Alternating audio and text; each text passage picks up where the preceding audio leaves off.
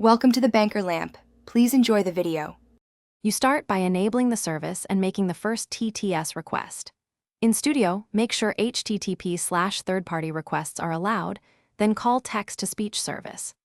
Request speech async with your text and chosen voice so the engine returns an audio asset.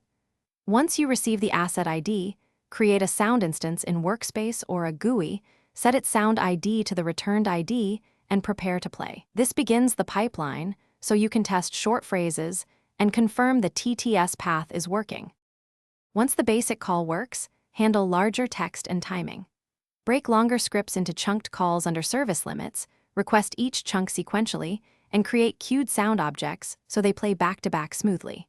Make sure to cache returned sound IDs or local copies to avoid repeated calls and rate limits, and manage memory by destroying old sound instances.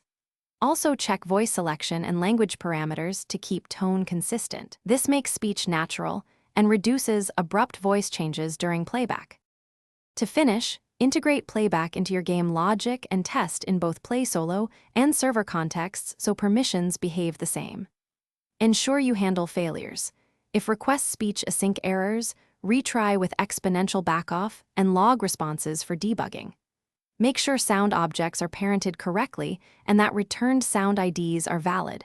If audio fails to play, confirm HTTP/third-party requests are still enabled and inspect the returned ID for errors. One quick troubleshooting tip: toggle HTTP and re-request a small phrase to confirm service access. Thanks for watching. If this was helpful, leave a like and consider subscribing. See you next time.